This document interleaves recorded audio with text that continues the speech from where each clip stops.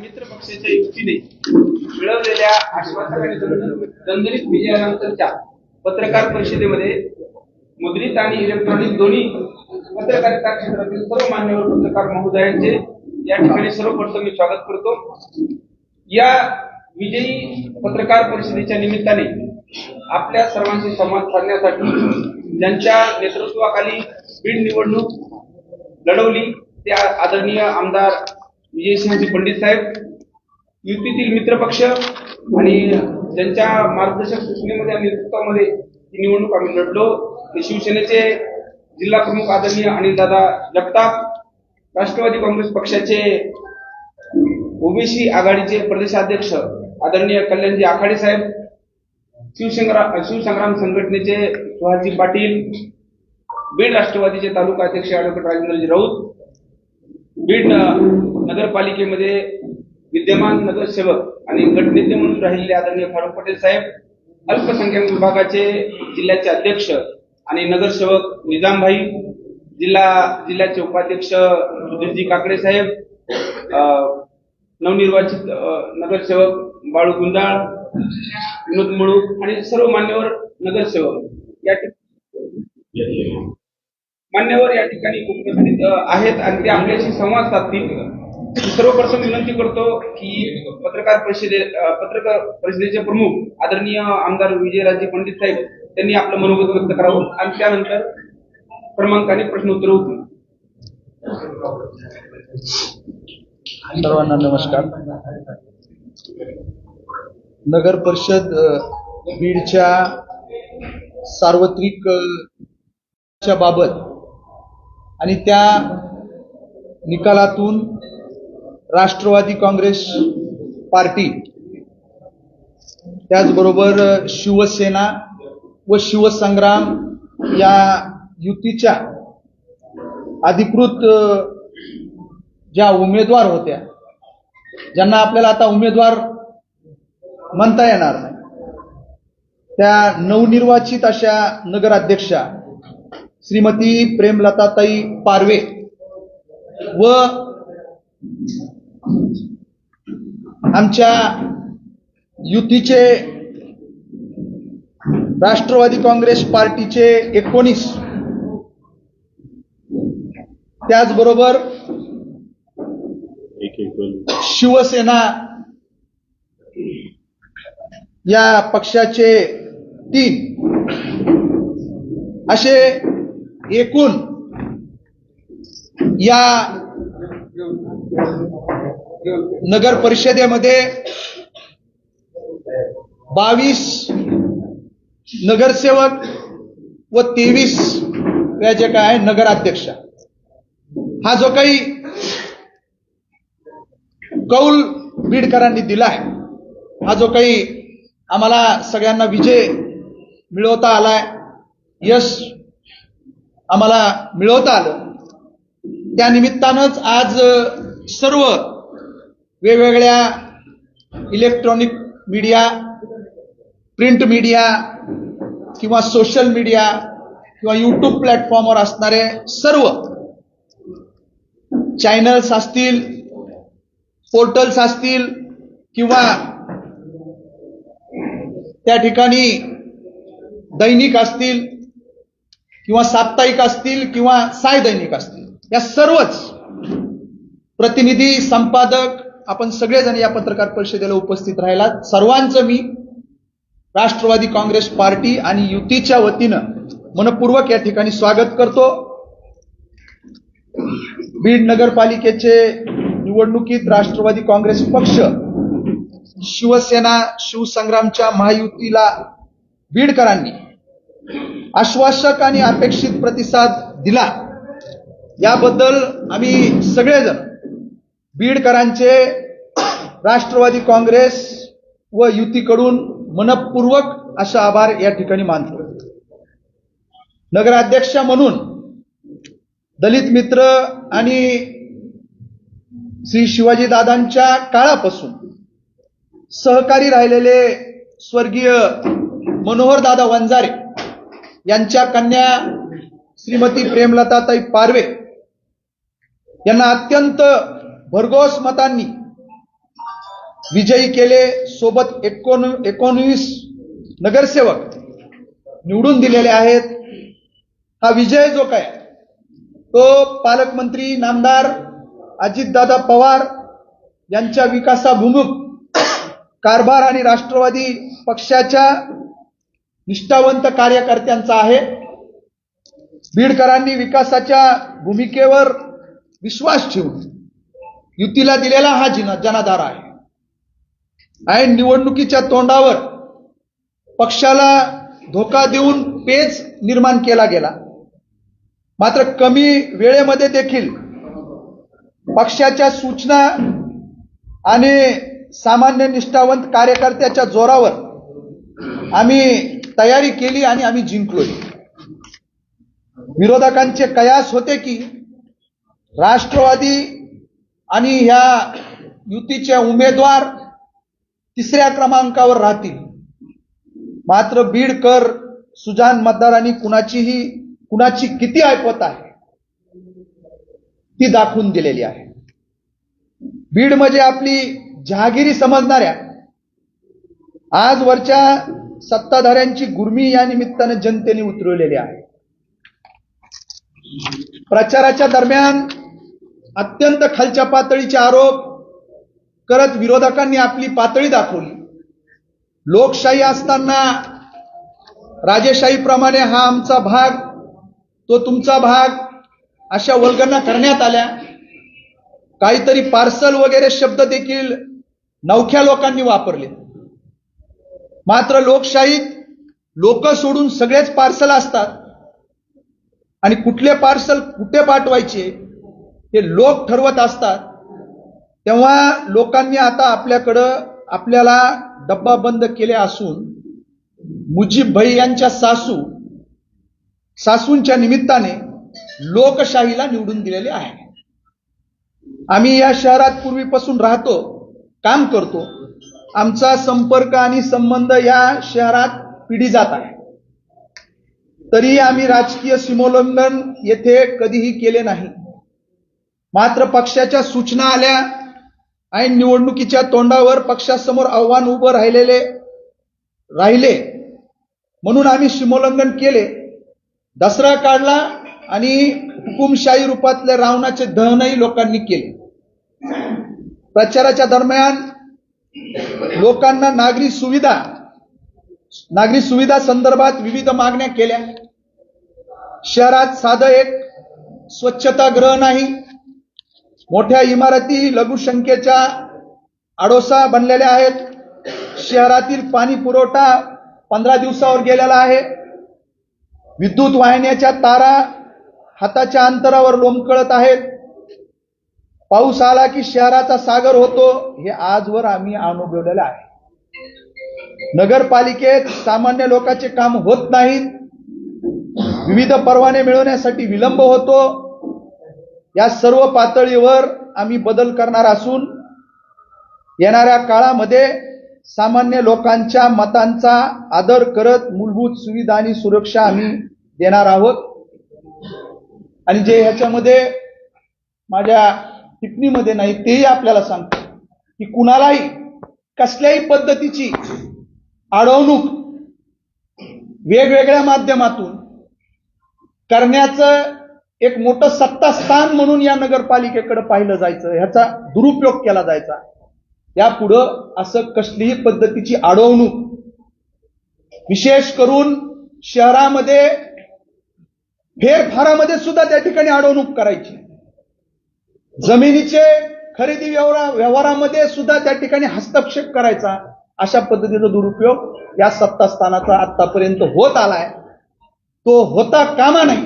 अशा पद्धतीचं त्या ठिकाणी त्या नगरपालिका कारभारावर त्या ठिकाणी अजितदादांचं विशेष लक्ष त्या ठिकाणी असणार आहे. आमदार साहेब, तुम्ही आता एक शब्द वापरला, तुम्ही सीमोल्लंघन केलं, तुम्ही गेवराईवरून इकडे शिफ्ट झाला. आपला जो नाही, हे बघा, मी त्याच्या आधी तुम्ही वाचलं नाही, ह्याच्यामध्ये जे काही नाही मी ऐकलं नाही म्हणतोय की मी काय म्हणलं की पक्षाचा आदेश होता आणि तो पण वेळेवर या ठिकाणी पक्षाला अडचणीत आणण्याचं काम म्हणजे येथील जे काही केडर आहे, कार्यकर्ते आहे, कार्यकर्त्यांचा संच आहे, त्याला अडचणीत आणण्याचं काम वेळेवर झालं, वेळेवर दगाफटका झाला आणि पक्षाच्या आदेशाने या ठिकाणी आम्ही ही जबाबदारी जे काही आहे निभावलेली आहे. नगरपालिकेसाठी झालेला प्रवेश पंडित कुटुंबासाठी बीड विधानसभेचा दार खुला करणार आहे, हेच प्रश्न विचारतोय. हे बघा कसा विषय, मी तेच सांगतोय की नगरपालिकेच्या निवडणुकीमध्ये इथं सक्रियपणे सगळी जबाबदारी घेऊन ही नगरपालिकेची निवडणूक लढवायची. हा योगायोगाने आणि काळानुरूप वेळेवर ज्या गोष्टी घडामोडी घडल्या त्याच्यामुळे ही जबाबदारी शिवछत्र परिवारावर, माझ्यावर त्या ठिकाणी आली, शिवाजीराव पंडित कुटुंबावर आली. ती आम्ही पक्षादेश म्हणून निभावलेली आहे. आता राहिला विषय आपण म्हणताय की विधानसभेचा, तर तुम्हाला मी एवढंच सांगत की या ठिकाणी पुढच्या काळामध्ये विधानसभेच्या पहिले जिल्हा परिषद आणि पंचायत समितीच्या एक नगरपालिकेनंतर मोठा जो काही लोकशाहीचा उत्सव जो काही आहे तो होतोय, तो अवघ्या 1-1.5-2 महिन्यात काय होऊन जाईल. तर ती नगरपालिका, जिल्हा परिषद, पंचायत समिती आणि पुढे होणारी लोकसभा आणि त्याच्यानंतर विधानसभा, बीड विधानसभा मतदारसंघामध्ये आपल्याला घड्याळाचा गजर झालेला दिसेल. तुम्ही काल निवडणुकीमध्ये तुम्ही जे शब्द वापरला की गोदाकाठचा वाघ बीडमध्ये आला, तर तो गळ्यातला पट्टा वगैरे बांधायचा वापरला, तर तो पट्टा कुठे राहणार आहे? काय म्हणले? मी मला आठवत कालच 24 तास. हे बघा, माझा म्हणण्याचा जो अर्थ होता की काही लोकांनी अशा पद्धतीच्या वल्गना केल्या की आम्ही वाघाच्या गळ्यात वाघ, सिंह गळ्यामध्ये पट्टा बांधू, डिझाईन बॉक्स मध्ये पॅक करून अजितदादाला ते पाठवून देऊ. म्हणजे अजून तसं बघितलं तर दुधाचे दात सुद्धा राजकारणामध्ये अजून निघलेले नाही. राजकारणामध्ये ते लोक 6 वेळेस राज्याचा अर्थसंकल्प मांडतायत, राज्याची आर्थिक सर्व नियोजन करतायत, बजेट करतायत. त्यांना अशा पद्धतीचं जर कुणी आव्हान देण्याचा केविलवाना प्रयत्न करत असेल किंवा अशा पद्धतीनं ज्यांच्या नेतृत्वाखाली आपल्या 3 पिढ्यांनी काम केलंय त्यांच्या बाबत असं जर कोणी बोलत असेल तर मग त्याला कसं चाप लावायचा आणि कसं उत्तर द्यायचं ते माझ्यापेक्षा या निकालातनं बीडकरांनी दिलंय. ते फक्त मी माध्यम होतो सांगण्यासाठी. आमदार साहेब, नगरपालिकेच्या माध्यमातून म्हणजे नगराध्यक्षपद आपल्याला मिळालंय, जनतेने भरभरून दिलंय, नगरसेवकही दिले, पण तरीही सभागृहातल्या फ्लोअर मॅनेजमेंटला याची काही कमतरता पडते. त्या फ्लोअर मॅनेजमेंटचं काय करणार आहे? आगामी 2-3 दिवसातच सामोरं जावं लागेल. ते 2-3 दिवसात कळलं. आता मी असल किंवा आता आमच्या ह्याच्यामध्ये 4 टर्मचे नगरपालिकेच्या कामकाजाचा, राजकारणाचा अनुभव असणारे आमचे नगरसेवक. मी स्थानिक स्वराज्य संस्थेमध्ये गेले 25 वर्ष मी स्वतः काम करतो. आमचे सर्व युतीचे आमचे घटक पक्ष असतील, अनुभवी नगरसेवक आहेत आमच्या ह्याच्यात. मी पाहिलं असेल ह्याचं फ्लोअर मॅनेजमेंट कशी करायची, सोबत कोणाला घेणार आहे? ह्यो योग्य वेळी योग्य पद्धतीनं काय करायचं. तुम्ही बोलताना सांगितलं की कुणाची अडवणूक करणार नाही. निवडणुकीमध्ये अनेकांनी विरोध केला तुम्हाला, तुम्ही त्यांना सुरुवातीला वगैरे देणार होते, त्यांनी विरोध केला. मैत्रीपूर्ण संबंध पुढे येणार शहरात बीडकरांना पुढच्या काही दिवसामध्ये मी निवडणुकीच्या काळातही त्यावेळेस बोललो होतो. बीडकरांना काही दिवसामध्ये मी आणि ते एका बाईकवर फिरलेलो, मोटरसायकलवर फिरलेलो दिसतो. ते माझे मित्र आहेत. त्यावेळेस सांगितलं मित्र आहेत, राहणार आहेत आणि मागच्या काळातही आमची मैत्री राहिलेली, त्याच्यामध्ये कुठेही खंड पडणार नाही.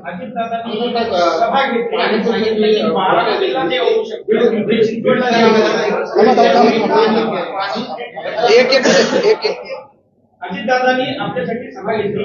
आता तुम्ही सांगितलं की 20-20 वर्ष नगरसेवक आहे तुमच्याकडे. बारामतीला जे होऊ शकतं, पिंपरी चिंचवडमध्ये जे होऊ शकतं, होतं ते बीडमध्ये का होत नाही असा सवाल फक्त अजित पवारांनी आपल्या सभेमध्ये केलेला. मला माहित नाही की काय बारामतीमध्ये झालं मी फार फिरलो नाही, आपण सगळीकडे जाऊन आलेला आहात. आता त्या अनुषंगाने हे झालं. उत्सव तुम्ही काल एक शब्द वापरला की उत्सव, गेवराईमधला उत्सव आहे आणि इथे काय मला कळालेलं नाही काय. या सगळ्याच्या पुढे तुम्हाला लोकांनी निवडून दिले 20 वर्ष. तिकडे फारुख पटेल लोक आहेत, त्यांची टर्म खूप मोठी आहे. नाशिक नाक्याचे माझे मित्र आहेत, त्यांची टर्म, त्यांचा अनुभव खूप मोठा आहे. आणि दादा तर बऱ्याच वर्षापासून इथे. हे सगळं आता क्षीरसागर आणि पंडित त्याच्यामध्ये जे शहरातल्या नागरिकांच्या सोयी सुद्धा याच्यावर दादांच्या निवडून आलेल्या टीम आज बोलायला हवं असं माझ्यासारख्या एका माझ्या सामान्य छोट्या पत्रकाराचं मत आहे. त्याच्यावर मला आज वाटलं होतं की निवडून आलेल्या आता मागच्या सगळ्या काय म्हणतात देशपांडे वकिलाकडे जाऊन आलेल्या आमच्या मॅडम, आता क्लीन झालेल्या मॅडम आज कागद घेऊन आमच्याकडे येतील की पत्रकार मित्रांनो मी त्या सगळ्या खटल्यातून मुक्त झालेली आहे, क्लिअर झालेली आहे आणि आता हा माझा प्लॅन आहे. हा प्लॅन तुमच्याकडून म्हणजे मला या शिवक्षेत्रामध्ये ते अपेक्षित होती. ही गर्दी आम्हाला अपेक्षित नव्हती. बंगल्यावरची गर्दी ही इथं तर आता मला आमच्या पत्रकारांचं जर हे होत असेल बोलायला तर मला वाटतं की हे सगळे काय बीडचं करणार आहात तुम्ही आज ते सांगणं गरजेचं. बोलू द्या ना मला. कालचा जो तुमचा हा सांगितला होता आजची पुढेची आम्हाला कागदावर प्लॅन काय असणार, आमच्या पाणी किती आमच्या अमरावतीमध्ये तुम्ही दादाला काम काय बोलला. मला बोलू द्या ना आता. बोला बोला बोला ना बोला ना.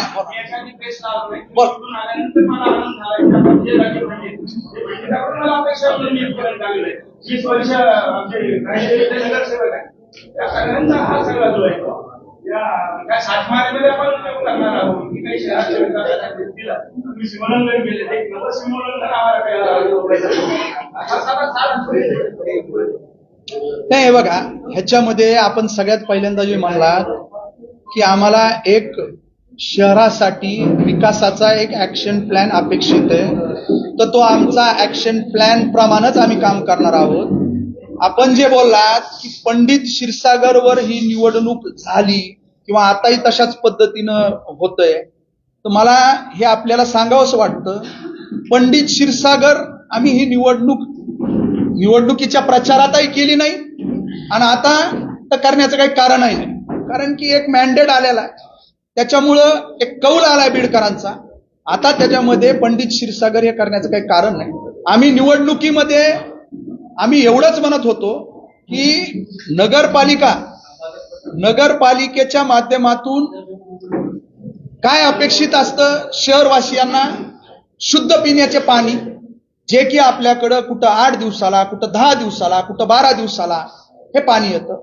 शहरातले अस्वच्छतेचं प्रमाण, जे काही स्वच्छतेच्या बाबतीत जे शहरात उठलेला बोजवारा, त्याच्यानंतर स्ट्रीट लाईटचा विषय असू द्या, लाईटचा किंवा रस्ते असू द्या, या सगळ्या गोष्टी जे काही आहेत ह्या अतिशय चांगल्या पद्धतीनं पारदर्शकपणे नियोजनबद्ध आम्ही त्या ठिकाणी करू.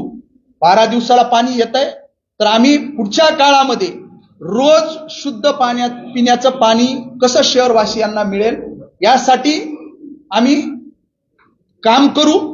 त्यासाठी आम्ही तशा पद्धतीनं नियोजन करू. हे आम्ही निवडणुकीच्या प्रचारातही बोललो आणि आत्ताही बोलतोय. परंतु निवडणुकीच्या प्रचार काळात असू द्या किंवा निवडणूक आता संपल्यानंतर असू द्या, जे समोरचे आमचे विरोधक आहेत ते दोघंही एकत्रित येऊन, लक्षात घ्या, भारतीय जनता पार्टीचे नेते आणि राष्ट्रवादी काँग्रेस पार्टी, शरदचंद्रजी पवार साहेब पक्षाचे नेते, हे दोघंही एकत्रित येऊन फक्त आणि फक्त ही निवडणूक गेवराईचं पार्सल ह्याचा असं त्याला बॉक्समध्ये पॅक करू, आम्ही तिकडे पाठवून देऊ, हे अशा पद्धतीनं त्यांच्या हे मोठ्या मोठ्या गोष्टी हे होत होत्या. परंतु आम्ही त्याच्याकडे न लक्ष देता अजितदादा इथं 2 सभा घेतल्या. त्या सभा घेतल्या तर बीडकरांना आश्वस्त करण्यासाठीच घेतल्या की तुम्ही ही नगरपालिका आमच्या ताब्यात देऊन बघा, राष्ट्रवादी काँग्रेस पार्टी आणि युतीच्या ताब्यात द्या. बीड शहराचा चेहरा मोहरा बदलण्याचं काम आम्ही एका ऍक्शन प्लॅनच्या माध्यमातून त्या ठिकाणी करू. आपल्याला अपेक्षित त्याचं श्रेय आपण याचं सर्व श्रेय हा जो काही हा विजय याच्यामध्ये त्या ठिकाणी कुठंही उन्माद न करता अतिशय नम्रपणे हा विजय आम्ही स्वीकारलेला आहे, दिलेला जो कौल आहे तो स्वीकारला आहे. आणि हा विजय संपूर्ण आमची बीड शहरामधली आमचे युतीतील घटक पक्ष असतील किंवा राष्ट्रवादी काँग्रेस पार्टीचं मी पहिल्या दिवशीपासून म्हणतोय की मोठं केडर आहे, मोठं संघटन आहे. जरी याच्यामधला जे नेतृत्व करत होते ते जरी ऐन वेळेस दगाफटका करून देऊन बाजूला गेले असले, पळून गेले असले, तरी सुद्धा आमचं संघटन हे जागच्या जागेवर होतं. त्याच्यामुळं हे सर्व संघटन, सगळे आमचे कार्यकर्ते, पदाधिकारी आणि बीडकर यांना हा विजय त्या ठिकाणी मी समर्पित केला. बीड शहराला ज्यावेळेस आम्ही पदभार घेऊ त्यावेळेस आम्ही दररोज पाणी पुरवठा करू. ही गोष्ट आपण काल केली. हो, काल केली. निवडणुकीच्या काळामध्ये मी ऐका ना, दर प्रभागामध्ये गेल्यानंतर ज्या ज्या प्रभागामध्ये जात होतो तेच मी म्हणत होतो, शुद्ध पिण्याचे पाणी आणि पिण्याच्या पाण्यासाठी जी काही हेळसांड आमच्या बीडकरांची होतीये, जे 8 दिवसाला कुठं, 10 दिवसाला कुठं, 12 दिवसाला कुठं, ते रोज शुद्ध पिण्याचे पाणी मिळेल अशा पद्धतीचं नियोजन हे आमच्या प्रशासनामध्ये, कारभारामध्ये असणार आहे. ते आम्ही करू. एवढे की आता प्रशासनानं सांगितलं की पोलीस क्षेत्राला करून आम्हाला विरोध करत होते, होती हे सगळ्या बीड शहरांनी पाहिले, आमच्या पत्रकार बांधवांनी पाहिले. तिथं भारतीय जनता पार्टीचा जो काही उमेदवाराला बॅकअप देण्याचं काम राष्ट्रवादी काँग्रेस पार्टी शरदचंद्रजी पवार साहेब पक्षाच्या वतीनं केलं जात होतं.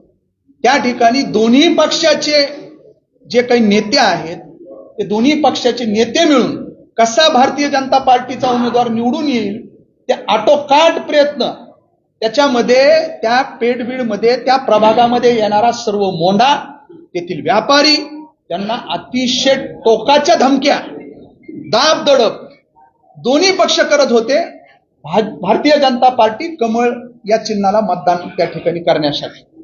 आणि तुम्ही काल निकाल लागतोय त्यावेळेस भारतीय जनता पार्टीच्या एक नवनिर्वाचित नगरसेविका त्यांनी सांगितलंय, पत्रकार बांधवांनी विचारलेलं आहे की बीड शहर लोक म्हणतायत की आता क्षीरसागर मुक्त ही नगरपालिका झाली का? तर त्यांचं सगळं प्रसारमाध्यमावर वक्तव्य होतं. कुठं झाली? मी स्वतः नगरसेविका आहे नगरपालिकेमध्ये. आमचे 15 नगरसेवक काय जे आहेत ते, आणि दुसरे आलेले सुद्धा तुतारीचे, ते आमचे धीरच आहेत. म्हणजे जे लपून चालू होतं, जे आम्ही म्हणत होतो हे दोघं मिळून एकत्रित येऊन लढताय, ते जाहीर केलं त्यांनीच की आमचे धीरच आहेत आणि आमचेच आहेत. ते चांगलं आहे. म्हणजे खेळीमेळीच्या वातावरणामध्ये चांगलं आहे. म्हणजे विधानसभेला ज्या लोकांनी इथं एकदम एकमेकाच्या समोर उभे राहिले, कार्यकर्ते लढले, त्यांनी काय संदेश ह्याच्यामधनं मेसेज घ्यायचा आहे, या बीड विधानसभा मतदारसंघातील बीडकरांबरोबर सर्व मतदारसंघांनी तो मेसेज घेतलेला आहे. जग जाहीर झालंय ना, वक्तव्य केलंय त्यांनी. बीडमधील यशाचं तुम्ही कौतुक केलं, परळीतील गेवराईतील अपयशाबद्दल काय? नाही, हे बघा, माझ्यावर जबाबदारी जे काय आहे, अचानक पक्ष अडचणीत असताना माझ्यासारख्या एका पक्षाच्या तरुण लोकप्रतिनिधी आमदाराला अजितदादांनी आदेश दिला होता. मी त्याही वेळेस सांगितलं होतं की मला गेवराईची जबाबदारी माझ्यावर आहे, तिथं मला लक्ष देणं गरजेचं आहे. परंतु त्यांनी मला आदेशित केलं की काहीही होऊ, तिथं पक्षाबरोबर दगाफटका झाला. ज्या लोकाला गेल्या 4-5 दशकापासून 2-3 पिढ्यापासून जे काय आहे या विचारधारेनी, शिवशाहू फुले आंबेडकरांच्या विचारधारेनी ताकद दिली, सत्ता दिली, सगळ्या गोष्टी त्यांना दिल्या, ते लोक आज वेळेवर या विचारधारेवर दगाफटका करतायत.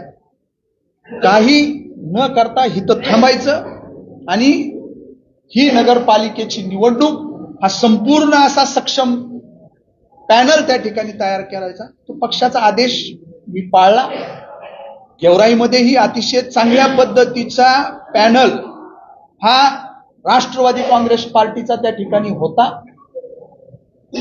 तिथं अपेक्षित असं यश आम्हाला मिळालं नाही, परंतु वोट बेस जो काय आहे, मला आपल्याला सांगितलं पाहिजे, तो 1,500 माझं मतदान विधानसभेपेक्षा या निवडणुकीमध्ये वाढलेलं आहे. शेवटी निवडणुकीमध्ये हार जीत ही होत असते.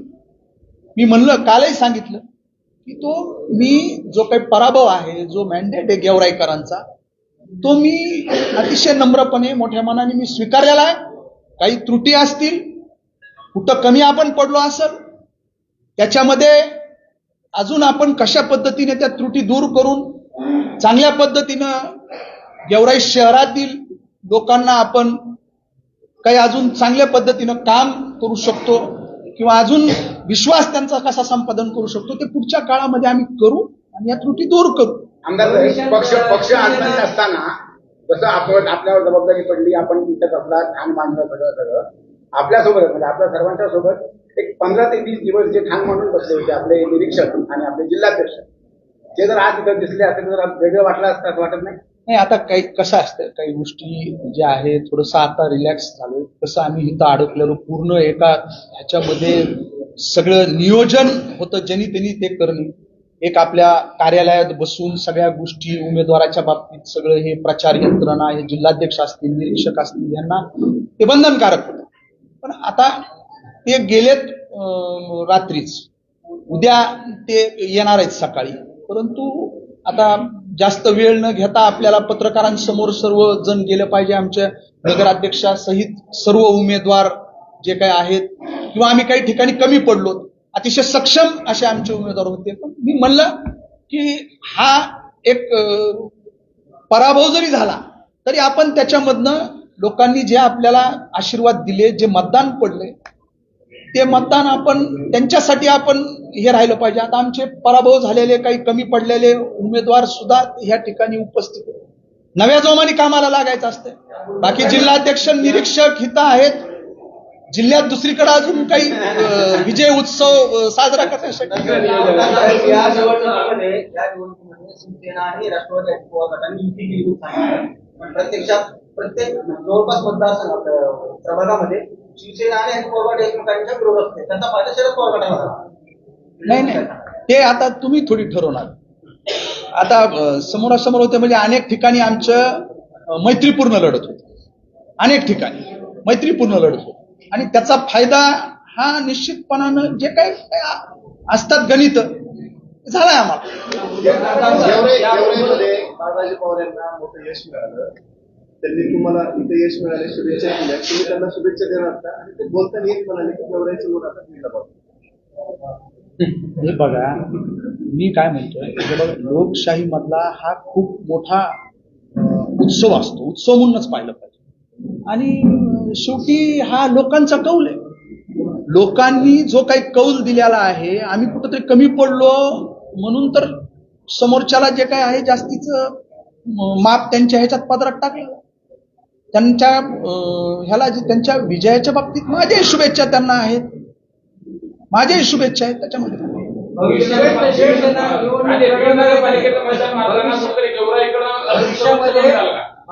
नाही, असं काही नाहीये. भविष्यामध्ये बीड जिल्ह्यात शिवसेना निवडणूक विधानसभेची लढवणार आहे का नाही? कारण एकमेव मतदारसंघ बीडचा शिवसेनेकडे होता. आता तुम्ही म्हणजे पुढच्या वेळेस घड्याळातच बदल होणार आहे. मग आम्ही दादा काय नाही, हे पहा, महायुतीच्या हिशोबाने त्यांनी त्यांच्या पक्षाचं सांगितलं. आता ज्याला संधी घडीवर दिली ते गेला पळून.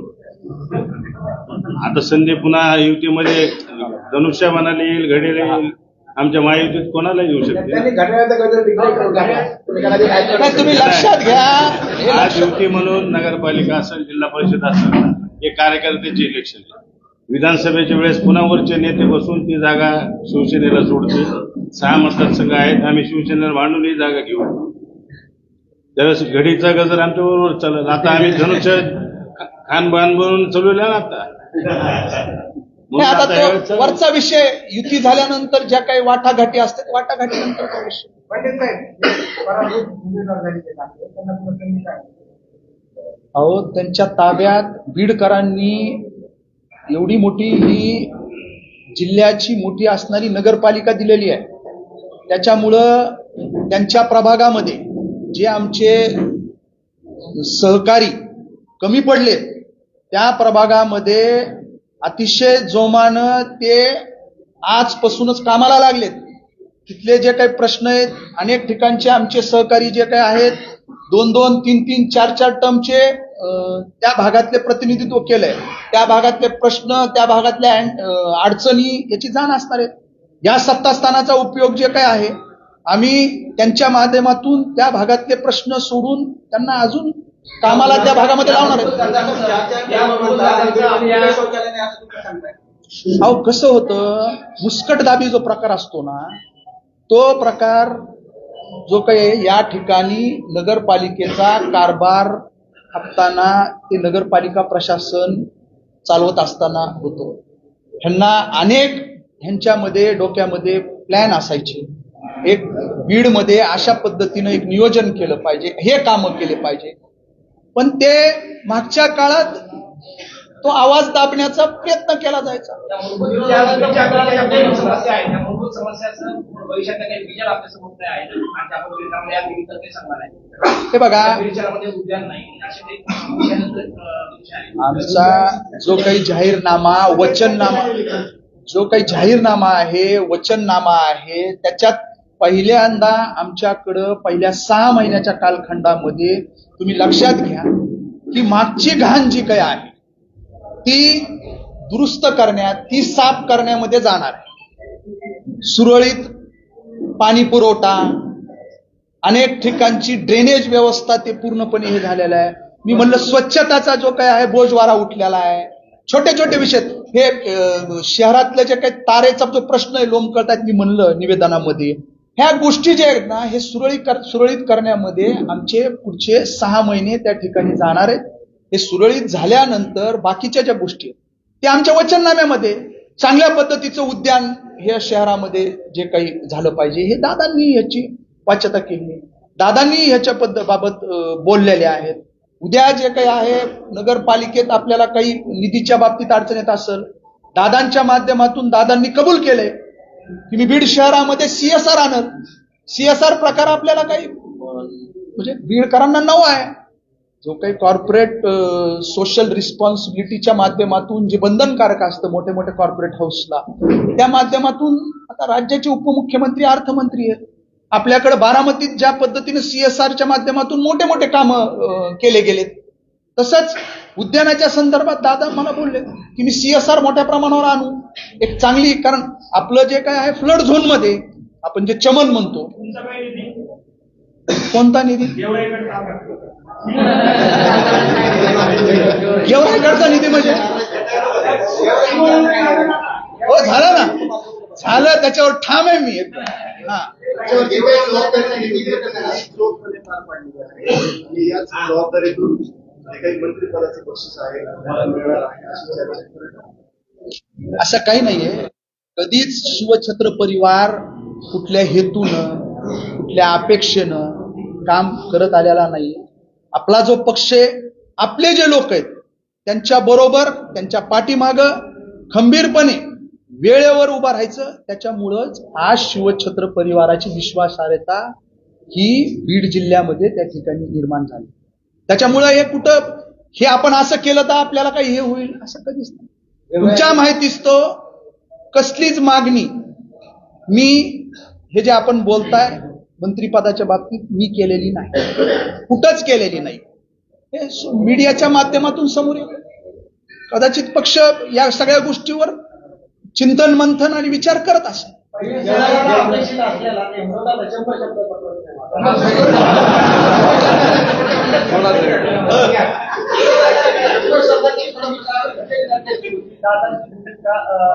बारामती करताय आता लोकांना मी कसंच पाहिजे.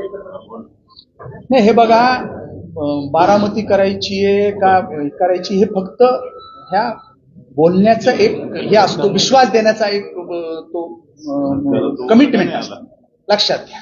फक्त एवढाच विषय की नियोजनबद्ध एक शहराचा संपूर्ण ऍक्शन प्लॅन तयार करून विकासाचा तो राबवणे, तो इम्प्लिमेंट करणे हा एकमेव आमचा पुढच्या काळामध्ये आमची कार्यपद्धती असणार आहे.